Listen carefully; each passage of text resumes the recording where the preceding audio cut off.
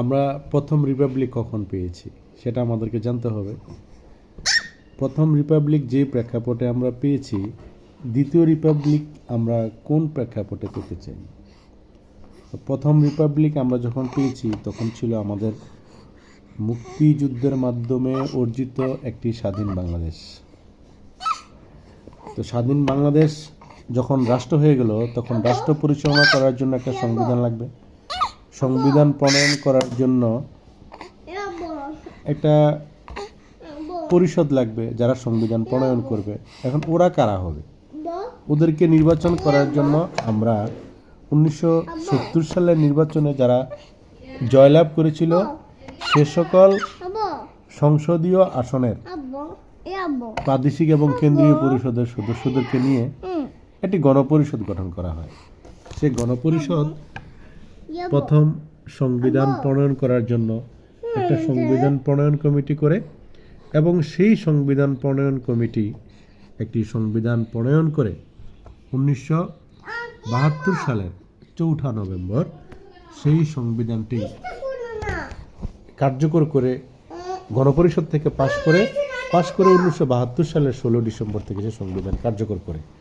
এটা হলো প্রথম রিপাবলিকে আমরা ফিরে গেলাম। এখন আমরা আসি দ্বিতীয় রিপাবলিক। আসলে দ্বিতীয় রিপাবলিক কিভাবে হবে? এখন বাংলাদেশের ক্ষেত্রে যদি দ্বিতীয় রিপাবলিক করতে হয় তাহলে তো পূর্বের যে রিপাবলিক ছিল, পূর্বের যে সংবিধান ছিল, সেই সংবিধানটাকে হয় সংস্কার করতে হবে অথবা সেই সংবিধানটাকে বাতিল করতে হবে।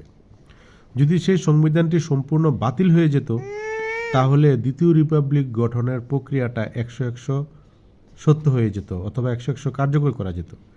যেহেতু প্রথম রিপাবলিক মানে প্রথম বাংলাদেশের যে সংবিধান আছে সেই সংবিধানটি সংশোধন করে এই পর্যন্ত প্রায় 17 বার এসে পৌঁছেছে। এখন সেই সংবিধানটি বাতিল না করে যদি সেকেন্ড রিপাবলিকে যায় তাহলে বাংলাদেশের সংবিধানের সাথে সেটা সাংঘর্ষিক হয়ে যায়। কেন?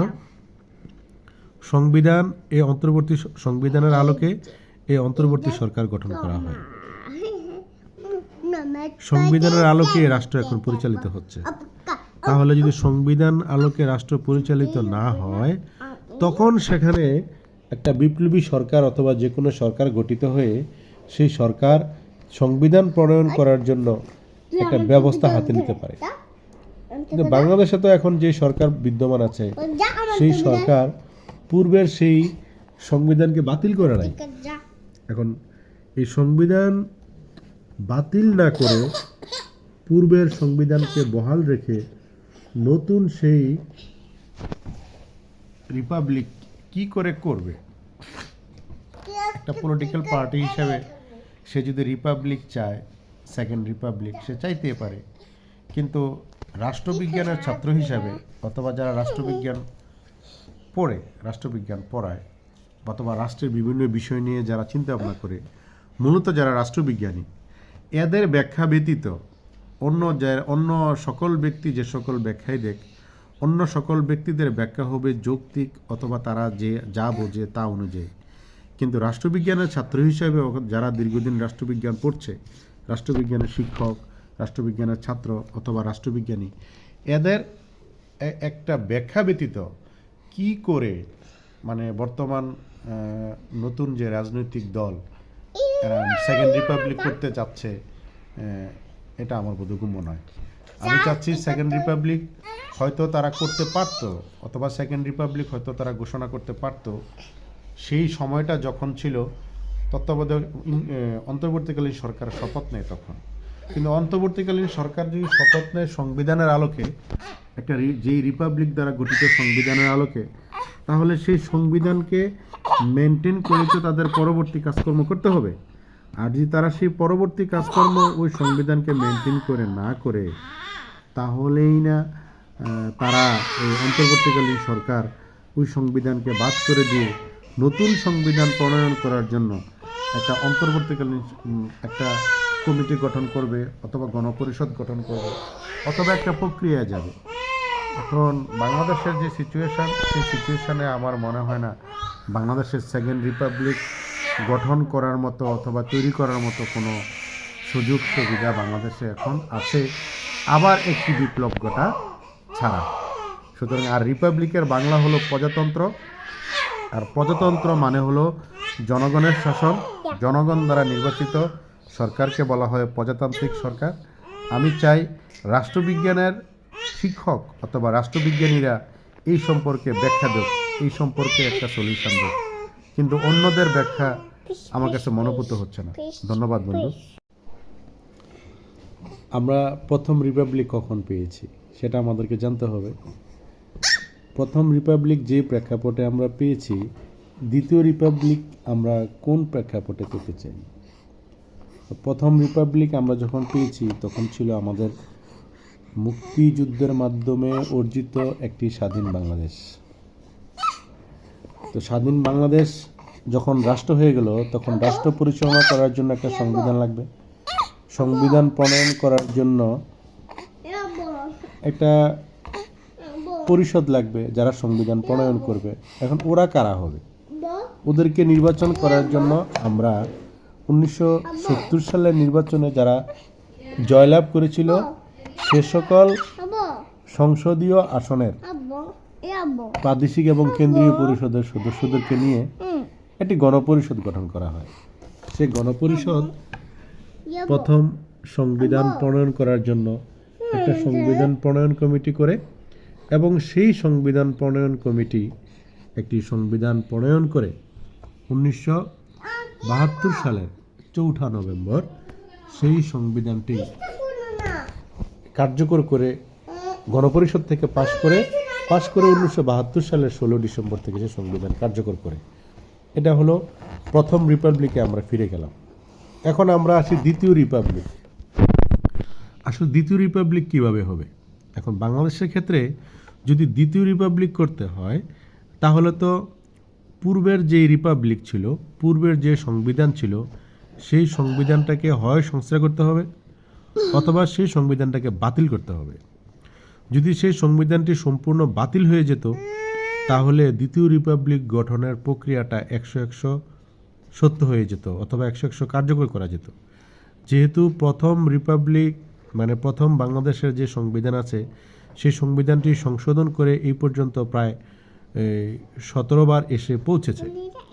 এখন সেই সংবিধানটি বাতিল না করে যদি সেকেন্ড রিপাবলিকে যায় তাহলে বাংলাদেশের সংবিধানের সাথে সেটা সাংঘর্ষিক হয়ে যায়। কেন? সংবিধান এই অন্তর্বর্তী সংবিধানের আলোকে এই অন্তর্বর্তী সরকার গঠন করা হয়। সংবিধানের আলোকে রাষ্ট্র এখন পরিচালিত হচ্ছে।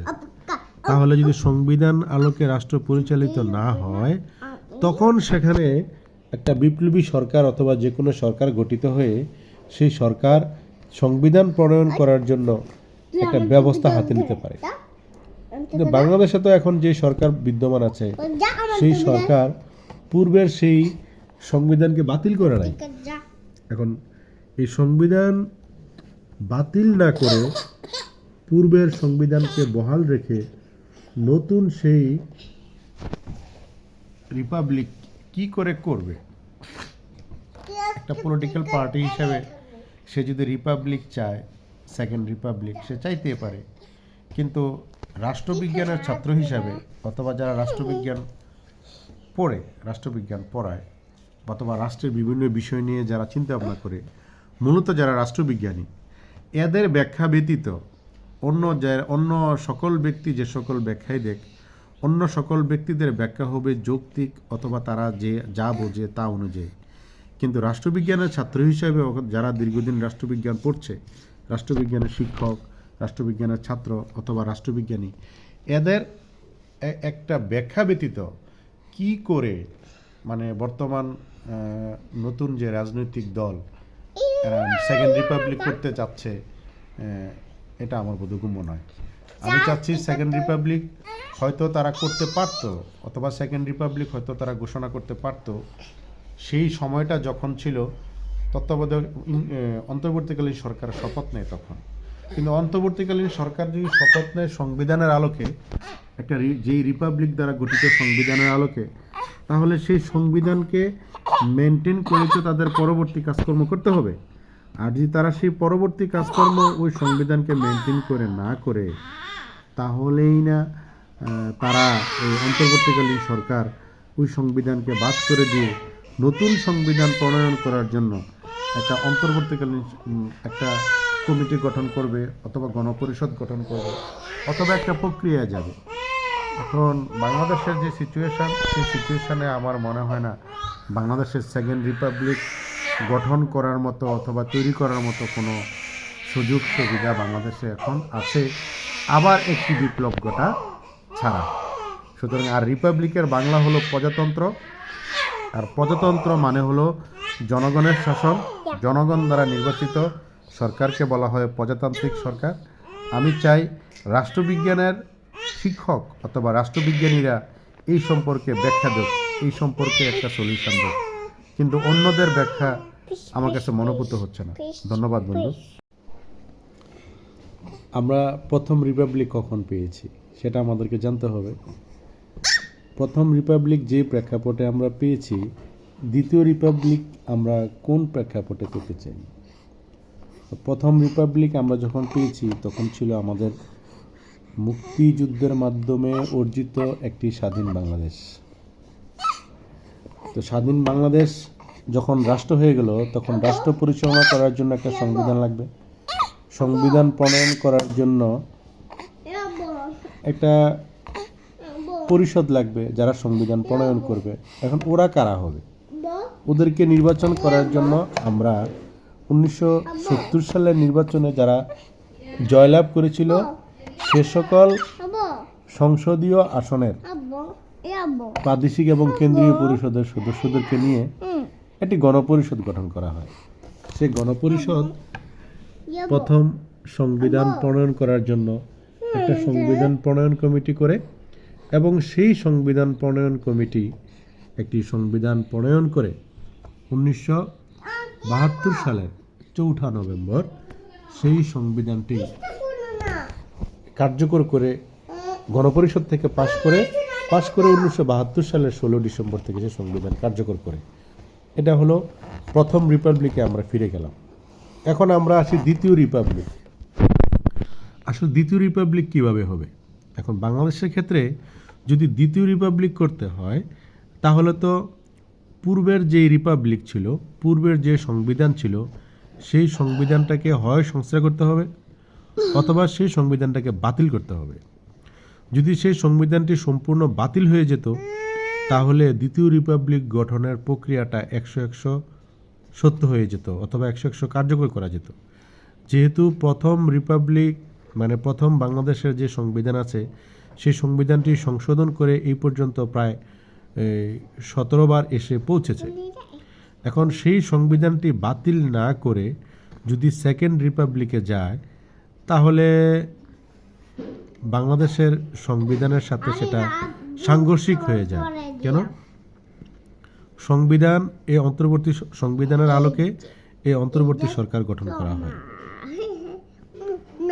সংবিধানের আলোকে রাষ্ট্র এখন পরিচালিত হচ্ছে। তাহলে যদি সংবিধান আলোকে রাষ্ট্র পরিচালিত না হয়, তখন সেখানে একটা বিপ্লবী সরকার অথবা যে কোনো সরকার গঠিত হয়ে সেই সরকার সংবিধান প্রণয়ন করার জন্য একটা ব্যবস্থা হাতে নিতে পারে। কিন্তু বাংলাদেশে তো এখন যে সরকার বিদ্যমান আছে, সেই সরকার পূর্বের সেই সংবিধানকে বাতিল করে নাই। এখন এই সংবিধান বাতিল না করে পূর্বের সংবিধানকে বহাল রেখে নতুন সেই রিপাবলিক কি করে করবে? একটা পলিটিক্যাল পার্টি হিসেবে সে যদি রিপাবলিক চায়, সেকেন্ড রিপাবলিক সে চাইতে পারে, কিন্তু রাষ্ট্রবিজ্ঞানের ছাত্র হিসাবে অথবা যারা রাষ্ট্রবিজ্ঞান পড়ায় অথবা রাষ্ট্রের বিভিন্ন বিষয় নিয়ে যারা চিন্তা ভাবনা করে, মূলত যারা রাষ্ট্রবিজ্ঞানী, এদের ব্যাখ্যা ব্যতীত অন্য সকল ব্যক্তি যে সকল ব্যাখ্যাই দেখ, অন্য সকল ব্যক্তিদের ব্যাখ্যা হবে যৌক্তিক অথবা তারা যে যা বোঝে তা অনুযায়ী। কিন্তু রাষ্ট্রবিজ্ঞানের ছাত্র হিসাবে যারা দীর্ঘদিন রাষ্ট্রবিজ্ঞান পড়ছে, রাষ্ট্রবিজ্ঞানের শিক্ষক, রাষ্ট্রবিজ্ঞানের ছাত্র অথবা রাষ্ট্রবিজ্ঞানী, এদের একটা ব্যাখ্যা ব্যতীত কি করে মানে বর্তমান নতুন যে রাজনৈতিক দল সেকেন্ড রিপাবলিক করতে চাচ্ছে, এটা আমার বোধগম্য নয়। আমি চাচ্ছি সেকেন্ড রিপাবলিক হয়তো তারা করতে পারতো, অথবা সেকেন্ড রিপাবলিক হয়তো তারা ঘোষণা করতে পারতো সেই সময়টা যখন ছিল তত্ত্বাবধায়ক অন্তর্বর্তীকালীন সরকার শপথ নেয় তখন। কিন্তু অন্তর্বর্তীকালীন সরকার যদি শপথ নেয় সংবিধানের আলোকে, একটা যেই রিপাবলিক দ্বারা গঠিত সংবিধানের আলোকে, তাহলে সেই সংবিধানকে মেনটেন করে তো তাদের পরবর্তী কাজকর্ম করতে হবে। আর যদি তারা সেই পরবর্তী কাজকর্ম ওই সংবিধানকে মেনটেন করে না করে, তাহলেই না তারা এই অন্তর্বর্তীকালীন সরকার ওই সংবিধানকে বাদ করে দিয়ে নতুন সংবিধান প্রণয়ন করার জন্য একটা অন্তর্বর্তীকালীন একটা কমিটি গঠন করবে, অথবা গণপরিষদ গঠন করবে, অথবা একটা প্রক্রিয়ায় যাবে। এখন বাংলাদেশের যে সিচুয়েশান, সেই সিচুয়েশানে আমার মনে হয় না বাংলাদেশের সেকেন্ড রিপাবলিক গঠন করার মতো অথবা তৈরি করার মতো কোনো সুযোগ সুবিধা বাংলাদেশে এখন আছে, আবার একটি বিপ্লব ঘটা ছাড়া। সুতরাং আর রিপাবলিকের বাংলা হলো প্রজাতন্ত্র, আর প্রজাতন্ত্র মানে হলো জনগণের শাসন, জনগণ দ্বারা নির্বাচিত সরকারকে বলা হয় প্রজাতান্ত্রিক সরকার। আমি চাই রাষ্ট্রবিজ্ঞানের শিক্ষক অথবা রাষ্ট্রবিজ্ঞানীরা এই সম্পর্কে ব্যাখ্যা দেব, এই সম্পর্কে একটা সলিউশন দেব, কিন্তু অন্যদের ব্যাখ্যা আমার কাছে মনোভূত হচ্ছে না। ধন্যবাদ বন্ধু।